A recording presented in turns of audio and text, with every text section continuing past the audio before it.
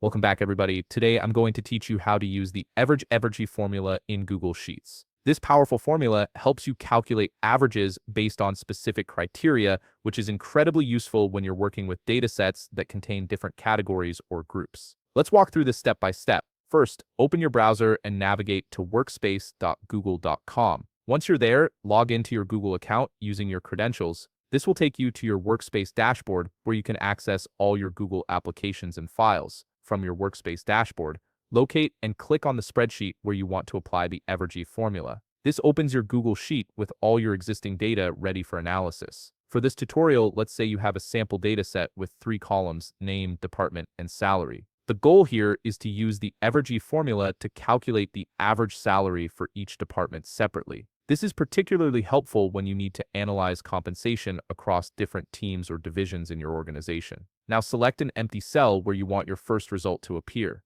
Type equals AVERAGEIF followed by an opening parenthesis. Next, click and drag to select the entire range of the department column. This tells the formula which column contains your criteria, add a comma, then type the specific department you want to analyze, such as management, enclosed in quotation marks. Add another comma, then select the entire range of the salary column, which is the data you want to average. Close the formula with a closing parenthesis and hit the Enter key on your keyboard. Just like that, you've calculated the average salary for the management department. Let's try this with another department. Click on a new empty cell and type equals AVERAGEIF with an opening parenthesis. Select the department range again, then add a comma. Here's a helpful tip. Instead of typing the department name, you can simply click on any cell that already contains the word sales. This makes your formula more dynamic and easier to update. Add another comma, select the salary range once more, and close it with a parenthesis. Press Enter, and now you have the average salary for the sales department displayed clearly.